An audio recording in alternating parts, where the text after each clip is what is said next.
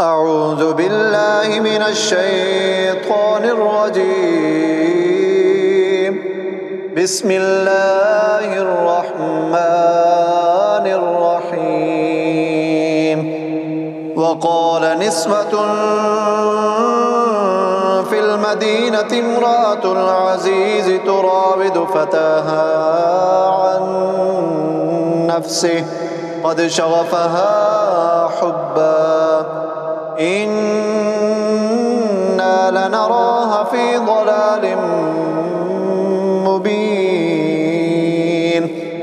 فلما سمعت بمكرهن أرسلت إليهن وأعتدت لهن متكئا وآتت كل واحدة منهن سكينا وقالت اخرج عليهن.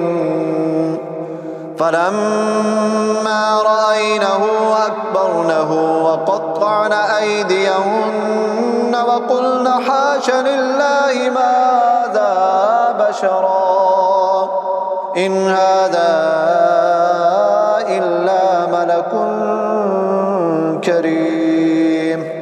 قالت فذلكن الذي لمتنني فيه ولقد راودته عن نفسه فاستعصم ولئن لم يفعل ما آمره ليسجنن وليكونن من الصاغرين.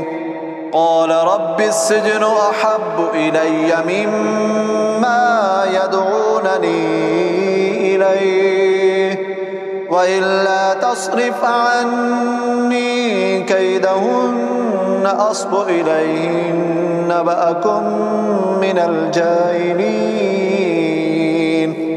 فاستجاب له ربه فصرف عنه كيدهن إنه هو السميع العليم.